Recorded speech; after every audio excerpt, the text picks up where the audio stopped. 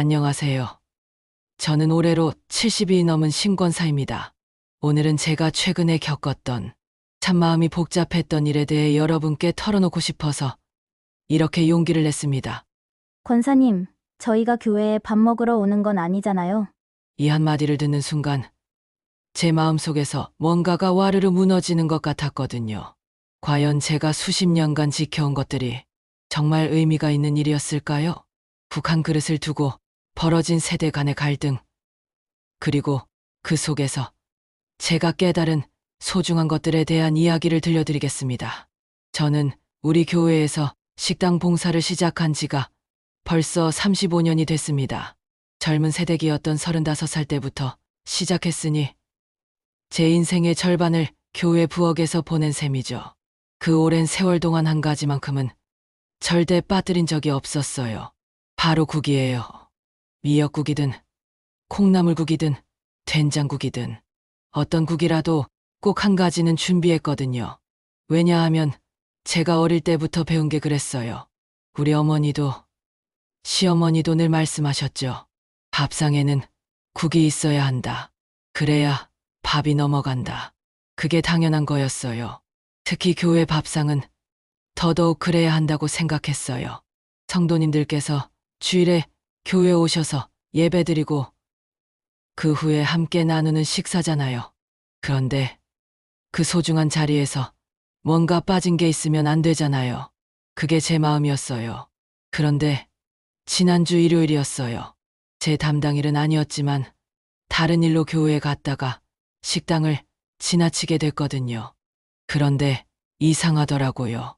불고기 냄새는 고소하게 나는데 국 끓이는 냄새가 전혀 안 나는 거예요. 혹시나 해서 식당 안을 들여다봤더니 정말 국이 없더라고요. 불고기와 김치만 덩그러니 준비되어 있는 거예요. 그 순간 제 마음이 정말 어떻게 표현하면 좋을까요? 놀라면서도 걱정스러웠어요. 성도님들이 내려오시면 뭐라고 하실까? 국은 왜 없냐고 하시면 젊은 집사님들이 얼마나 난처하시겠어요? 그래서 조심스럽게 물어봤어요. 아니, 국은 왜 안 끓였어요? 젊은 집사님 중 한 분이 대답하시더라고요. 인원도 많고 시간이 촉박해서 국까지는 힘들 것 같아서 생략했다고요. 그 말을 듣는 순간 솔직히 이해가 안 됐어요. 시간이 부족하다고요? 국 하나 끓이는 게 그렇게 어려운 일인가요? 저는 혼자서도 국, 반찬, 밥을 다 준비해 본 적이 수도 없이 많은데 그래서 좀 더 설명을 해드렸어요. 제가 이 교회에서 수십 년을 봉사하면서 국 없이 밥상을 차린 적은 한 번도 없었다고요. 국이 있어야 밥이 넘어간다고 성도들이 허전해 하실 것 같다고요. 그런데 젊은 집사님들의 반응이 좀 의외였어요.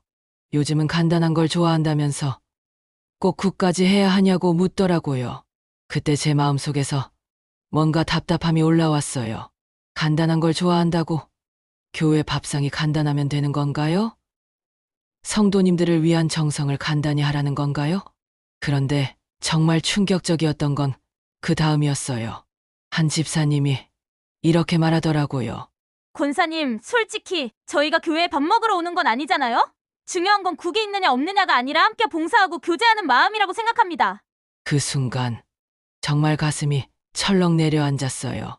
마치 제가 35년 동안 해온 봉사가 모두 잘못된 것처럼 느껴졌거든요. 아, 내가 그동안 국에만 집착해서 정말 중요한 걸 놓쳤구나. 내가 너무 형식적으로만 생각했구나. 이런 생각들이 머리를 스쳐 지나갔어요. 하지만 동시에 또 다른 마음도 들었어요. 그럼 내가 그동안 새벽같이 일어나서 국 끓이고 성도님들 한 분 한 분 생각하며 준비한 그 마음은 뭐가 되는 거지? 그때 마침 목사님이 오셨어요. 목사님이 불고기를 보시면서 좋다고 하시길래 저는 용기를 내어 물어봤어요. 국이 준비가 안 되었다고. 교회 밥상에는 늘 국이 있어야 하는 게 아니냐고요. 목사님이 잠시 생각하시더니 이렇게 말씀하셨어요. 국이 있으면 더 풍성하겠지만 오늘은 불고기와 김치만으로도 충분히 좋은 밥상이 되겠네요.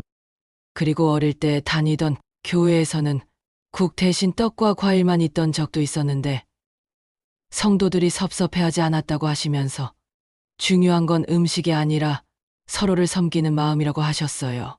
그 말씀을 듣는 순간 제 마음이 정말 복잡해졌어요. 목사님 말씀을 들으면서 문득 로마서 14장 17절이 떠올랐어요. 하나님의 나라는 먹는 것과 마시는 것이 아니요 오직 성령 안에서 의와 평강과 희락이라. 아, 그래. 하나님 나라는 먹는 것이 아니구나. 국이 있고 없고가 중요한 게 아니라 성령 안에서 함께 기뻐하고 평강을 누리는 게 중요한 거구나. 그제서야 젊은 집사님들의 땀 흘린 모습이 다시 보였어요. 이마에 맺힌 땀방울, 바쁘게 움직이는 손길. 그분들도 저처럼 성도님들을 섬기고 싶은 마음으로 봉사하고 계신 거였어요. 다만 방식이 좀 달랐을 뿐이지요. 성도님들이 식사하시는 모습을 지켜보니 정말 신기하더라고요. 아무도 국이 왜 없어? 이런 말씀을 안 하시는 거예요. 오히려 오늘 불고기 정말 맛있네요. 정말 맛있습니다. 하시면서 기뻐하시더라고요. 그 모습을 보면서 깨달았어요. 아, 정말 중요한 건 국이 있느냐 없느냐가 아니라 함께 모여 하나님께 감사하고 서로 사랑하는 그 마음이구나. 그래서 제가 먼저 젊은 집사님들께 말씀드렸어요. 내가 괜한 소리를 했네요. 오늘은 담당도 아닌 날인데 내가 그냥 옛날처럼 해야 한다는 생각에 말을 했어요. 그랬더니 집사님들이 오히려 저를 위로해 주시더라고요. 제가 늘 국을 끓여오신 정성을 잘 안다면서 자신들이 부족해서 그렇게 느끼게 해드린 것 같다고요. 그날 이후로 많은 생각을 했어요. 제가 70년 넘게 살아오면서 지켜온 방식들이 잘못된 건 아니지만 그것만이 유일한 방법은 아니라는 걸 깨달았거든요. 젊은 세대는 젊은 세대 나름대로 하나님을 섬기고 성도님들을 사랑하는 방법이 있다는 것도 알게 됐고요. 중요한 건 형식이 아니라 마음이었어요. 국이 있든 없든 반찬이 많든 적든 그 안에 하나님을 향한 사랑과 성도님들을 향한 정성이 담겨 있다면 그것으로 충분한 거였어요. 저와 비슷한 나이의 권사님들, 집사님들께 말씀드리고 싶어요. 우리가 평생 지켜온 방식들은 분명 귀하고 소중한 것들이에요. 그 안에 담긴 우리의 정성과 사랑은 절대 헛된 게 아니에요. 하지만 젊은 세대도 우리와 똑같은 마음으로 하나님을 섬기고 있다는 걸 인정해야 할 것 같아요. 다만 그 표현 방식이 우리와 조금 다를 뿐이죠. 우리가 국 한 그릇에 담았던 그 사랑을 그들은 또 다른 방법으로 표현하고 있는 거예요. 그리고 젊은 집사님들께도 말씀드리고 싶어요. 저희 같은 기성세대가 때로는 고집스럽게 보일 수도 있고 꼰대같이 느껴질 수도 있을 거예요. 하지만 저희도 여러분과 똑같은 마음이에요. 하나님을 사랑하고 교회를 사랑하고 성도님들을 섬기고 싶은 마음 말이에요. 다만 그 방법을 오랫동안 한 가지로만 알고 살아왔을 뿐이에요. 조금 이해해 주시면 안 될까요? 그리고 때로는 저희의 경험도 참고해 주시면 좋겠어요. 70년을 살아오면서 쌓인 지혜도 분명 있거든요. 그날의 일을 통해서 저는 정말 많은 걸 배웠어요. 하나님의 나라는 국이 있고 없고에 달린 게 아니라 서로 사랑하고 이해하려고 노력하는 마음에 있다는 것을요. 지금은 젊은 집사님들과 저희 기성세대가 서로의 방식을 존중하면서 함께 봉사하고 있어요. 때로는 전통적인 방식으로, 때로는 새로운 방식으로 그 모든 것이 다 아름답다는 걸 알게 됐어요. 중요한 건 형식이 아니라 마음이에요. 국 한 그릇보다 더 소중한 건 서로를 이해하고 사랑하려는 그 마음인 것 같아요. 여러분의 교회에서는 어떠신가요?